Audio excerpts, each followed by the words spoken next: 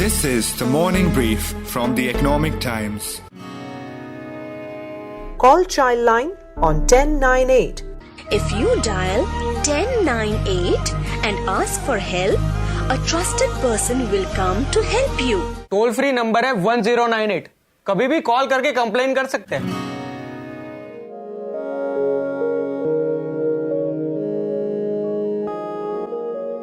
In between sharing social media appeals for beds and oxygen in the debilitating times that we're living in, you might have come across certain messages, often heartrending, about young children who've lost both parents to COVID.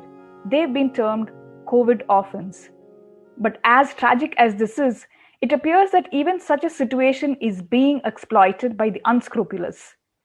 Child rights activists have sounded the alarm that the sharing of these messages along with contact details makes these children open to exploitation through illegal adoption and even child trafficking. While at least some of the people sharing these messages might have done it in good faith, the right thing to do when you hear about vulnerable children would be to call the National Child Helpline 1098. We explain why and discuss the broader issue in today's episode. This is the Morning Brief, and I'm Indulekha Arvind from the Economic Times.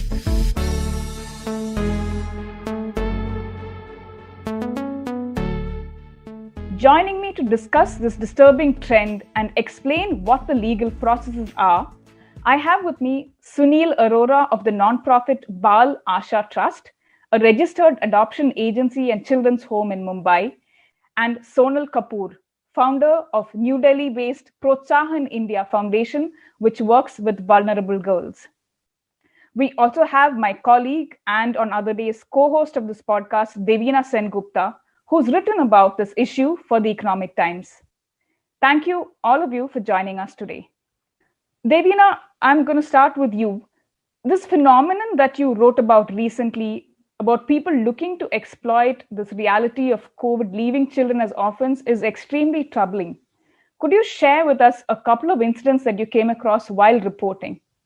Morning, Indu, Sonal and Sunil. Yes, so when I was researching for this particular story, I spoke to NGOs and welfare committees in different states. And what I realized is that there were many instances where children who have lost their parents, or at least the message is that they have lost their parents, has been publicized on social media. Not many realize that you're not supposed to do that. Then there have been messages of adoption, which has been shared again in social media, be it WhatsApp, Instagram, and Facebook. And there are cases where people who pretended to be their family members have come and taken the kids away. Now, one doesn't know if they at all were the family members or not. Adoption is a very serious and a regulated process in India, like it should be. You can't just come and pick up a child. You also are a walking advertisement for child trafficking. And there have been instances where small children have been picked up by the traffickers. And in fact, in one of my conversations with Sonal earlier, she had mentioned how this happens after every single disaster. It's happened after the Bhuj earthquake. It's happened after any calamity that child traffickers are on alert to look for opportunities where they can come and pick up vulnerable kids. It's really heartbreaking what you've just said, that the most vulnerable among us, the kids, are preyed upon by these unscrupulous characters. Sonal, have you been seeing an increase of such instances of, details of orphan children getting circulated on social media? And could you tell us the pitfalls of this? Firstly, I want to place this on record as well that yes, the COVID orphan story is true. That's happening, and there are enough and many messages, reports, etc., that are coming to us, coming to the local State Commission for Protection of Child Rights agencies and so on and so forth. But that's half the truth. The larger truth, or the other part of the truth, is also the fact the increase in the severity of vulnerability or the abuse cases of children where just because a parent is stuck with COVID, the other parent ends up being the perpetrator. the transactional sex cases have increased because one parent chose to give the child up for transactional sex for 2 days and then get the kid back. So it might not qualify as trafficking on paper because the child is not being sold forever, but the child is sold for a day or two, the child comes back. I mean, is this any less vulnerability that we're looking at with respect to, let's say, a child who's, both the kids are, extremely at the behest of, just being exploited as much as one by a trafficker, or in the other case, the perpetrator being their very parent. Having put that on record, I think somewhere what we are seeing on social media, just, let's say if it's one case of a child who's lost both parents, we get that one case across on WhatsApp, 20 times on Facebook, 50 times on Instagram stories, another 5 times on Twitter, because a lot of this social media frenzy is also going around with screenshots and, sending the same message over and over again. So a lot of duplication, quadruplication of the same effort. Like 1 or 2 people in my team are only looking at, like just clearing the chaff around one case, right? So that also takes a lot of time. But, just like making people, then take down those tweets, etc. That takes a lot of the time on our end. But I think what's fascinating, or what's dangerously fascinating to me here, is that just the fact that you don't know the law, just the fact that one doesn't know the legalities, the organizations, NGOs like ours are flooded with requests. Oh, we want to adopt, and we constantly are getting back to them saying, hey, there's a certain process, there's a certain guidelines, and rightly so, like Devina mentioned, adoption and all of that, it's a lifelong commitment of love and care. It's a sweet process, it's a beautiful process, provided one understands it and is ready to go through the legalities basis that. But getting into just buying into the social media frenzy, I think it does nobody any good, least of all the child. Absolutely. Before I ask Sunil to explain what these processes are, could you also tell us, are a certain percentage of these cases fake, and how do these traffickers get to know that these children have been left orphaned, or that they are liable to be exploited? If you think that the child rights, just like the child rights guys or the media guys or just like normal people, we are on social media, so are the traffickers, right? So every time a message is put up on a tweet with the details of the child, you and I might just get it, maybe a day later or 2 days later. The trafficking network will get it maybe in the next 20 minutes. The circulation, the resources that those guys have at their disposal are way larger than you and I can ever fathom, right? That their networks are way larger than you and I would ever have. That is one. 2, I think somewhere along this, just this understanding that right now, of course, a lot of the organizations, credible child rights organizations, a lot of these organizations are now putting up, communication messaging. And then finally, the state is following suit, right? Like it's just like the NGO sector is putting the messaging out, and then, the states are coming up and saying the communication should have come from the state earlier. Right? It shouldn't have waited for a civil society to raise an alarm.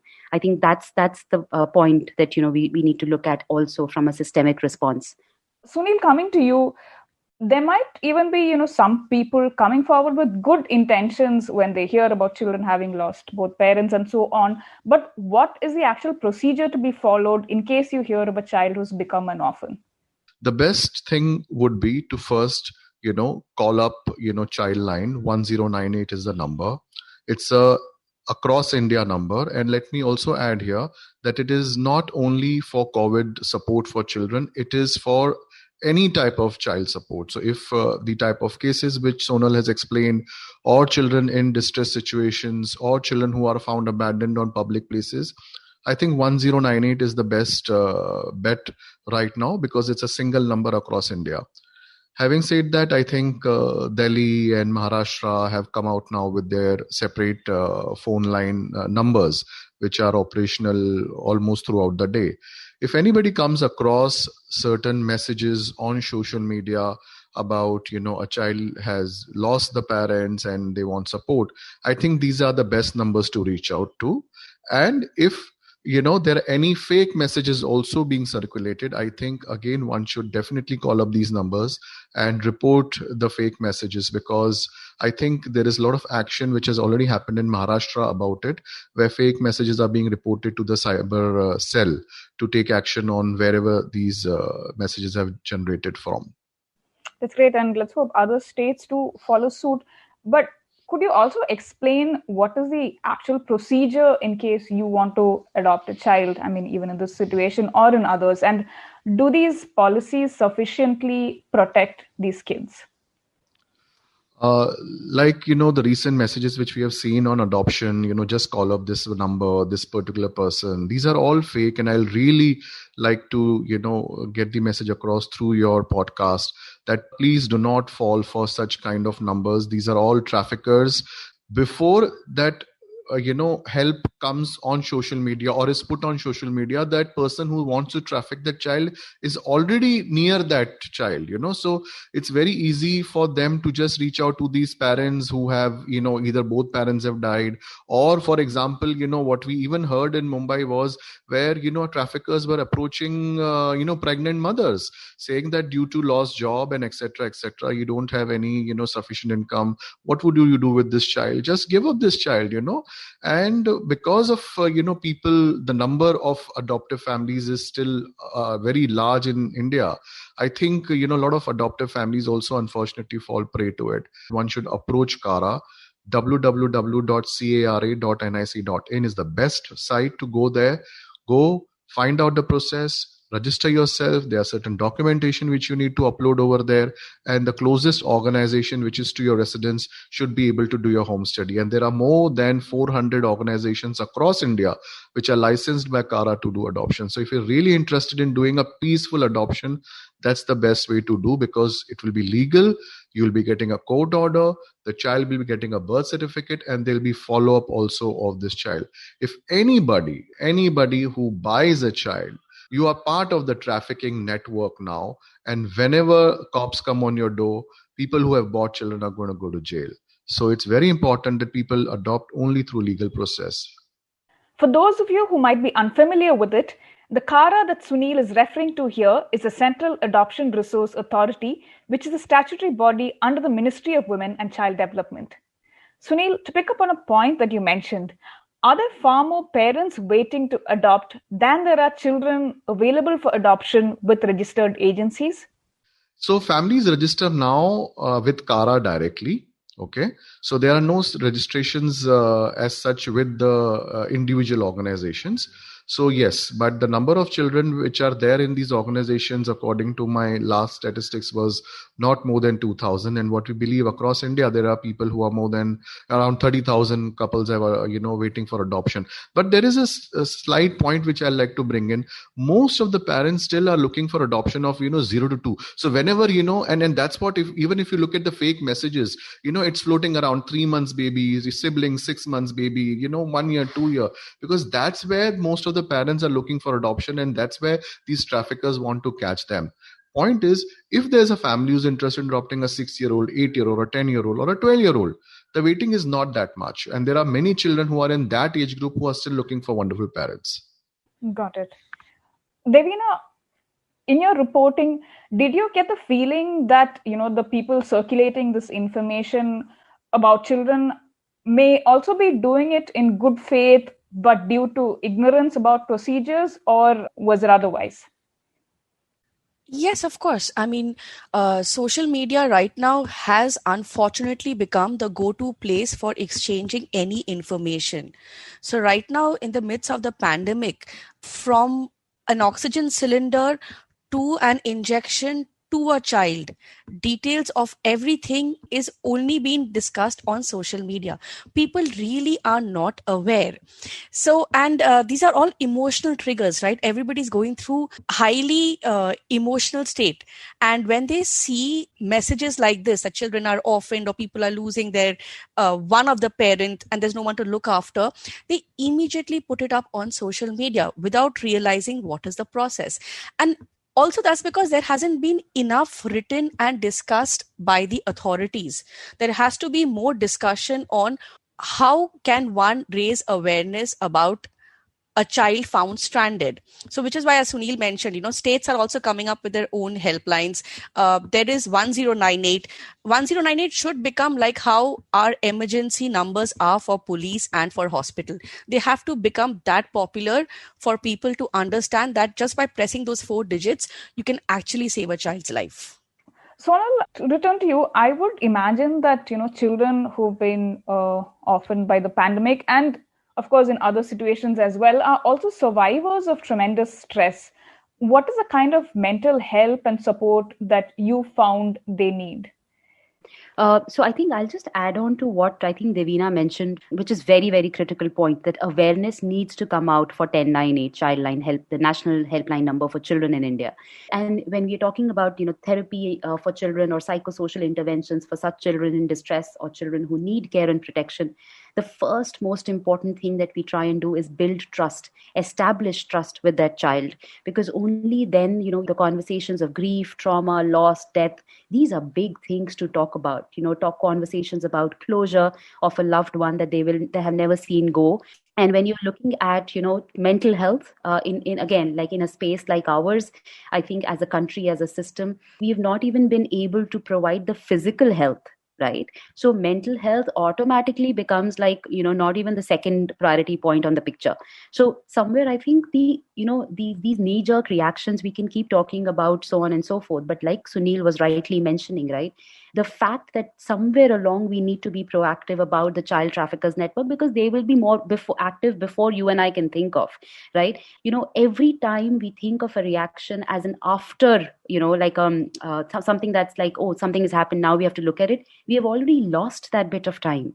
So for a child who's lost parents, or for a child who's undergoing immense amount of child rights violations of child labor, child marriage, trafficking, and so on, if we are only waiting that after 6 months or 2 years, we will look at where this goes, and we have lost that time with that child.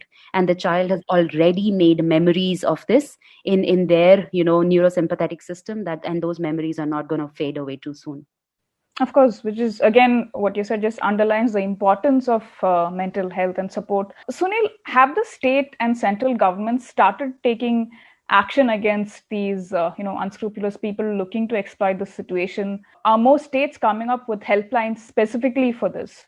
And I'd also like a little clarity on, whether this comes under the jurisdiction of the center or the states. See, definitely, I think that, states are taking cognizance of it. They have already started, these helpline numbers. And whatever I'm aware of, at least in Maharashtra, the state has already reported these fake messages, which have generated probably from anywhere in India. We have no idea. But they have been already reported to cyber, crime cell in Maharashtra.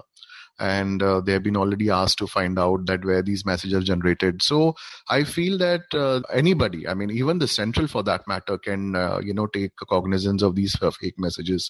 There's a national cyber crime portal where you can report these kind of messages, and there should be help. So I wouldn't like to put it in a box whether it is a state's duty or the central. I think both of them individually can do it, and ultimately it's going to help every individual state to clear up these fake messages, because these fake messages also disturb a lot of adoptive parents, prospective adoptive parents who are looking for adoption, and they have been waiting for years, and such kind of messages, where there's a child who's in need, creates a lot of emotional turmoil in their own hearts of childlessness. I would also say that a lot of people want to exploit these situations, and one should be really, really careful about it. What you mentioned about this causing distress to prospective adoptive parents is also a very interesting point. Could you also give us a sense about how long the legal adoption process usually takes? If somebody is looking to adopt a child between 0 to 2 years, right now it can take anything around 2.5 years. And if somebody is looking for 2 to 4, again it's the same. But the minute you choose a child who's above 4 years of age, 4 or 6 or 8, and then it comes down. And sometimes if you're looking for even a 8 or a 10-year-old child, it could be as early as, let's say, 6 months. And in between that, there's a lot of things, in between, sometimes the Sakara will show them one child and they are not happy with it. Then it's another few months of waiting, and sometimes, things don't go well. I think there's a lot of, that could be a discussion for another day, but there's a lot of, gap in preparing parents also. Not every parent is really prepared. They think, okay, once I adopt a child, I can have a happy life thereafter. It doesn't work like that. I think there's a lot to be done in our country in terms of even adoptive parents' preparation for proper and good adoptions, because I'm sure there have been stories about children coming back to orphanages. So, but yes, it takes a lot of time, and so for some genuine parents, it can be really, really traumatic. I also want to just kind of add a good note to what Sonal was saying about the mental trauma these children have to go through. At Balasha, we have an onboard psychologist, and we kind of understand that when kids come to us, especially when there is a pandemic situation, they have gone through a lot of trauma. We try to help them with, they are trained caretakers and trained paramedics, they are psychologists, and we involve them in so many different activities and simple exercises like play therapy or, visual therapy, drawing and all that, where a lot of trauma comes out, and it helps a lot of children. So I think a lot of organizations are doing excellent work when, children actually come to them. Also, we also have to look at the other story where kids have come to cities like, let's say, Delhi or Mumbai, but are now, the parents are found in other states, but they can't travel due to the pandemic. So, there's a lot of stress these kids are also facing there. They can't travel to their parents, or the parents can't come to these cities to take these children. In fact, listening to you, I feel that we're only able to touch the tip of the iceberg as far as issues with children are concerned, and perhaps we can take it up later in another episode. But my final question to you, Sunil, because this phenomenon that we're discussing today is playing out on social media, what would you advise our listeners when they come across such posts? Should they report them on social media? Should they call up 1098? What would you say? Absolutely. They should, wherever possible, if there's a forum where they can report it, like, Sonal was talking about, flagging those posts on social media. That's number one. Reporting these social media, whatever fake news they are seeing on 1098, and different states have come with different numbers. They should be reporting them on those numbers as well. Undoubtedly, we should break the chain and stop wherever we see these news, and many of them are fake. So if we are able to break that chain, I think all of us will be able to reach to the right child who needs the help at the right time. And on that note, we are winding up today's discussion. But thank you so much, Sunil, Sonal, and Devina for joining us. Thanks, Indu. Thank you. Thanks.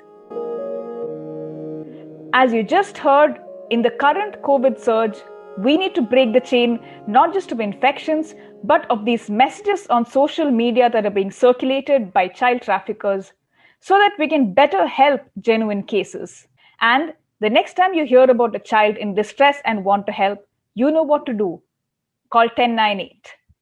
You've been listening to the Morning Brief from the Economic Times, and I'm Indulekha Arvind. Today's episode was edited by John Chako and Anjali Venugopalan and coordinated by Nehal Chaliawala.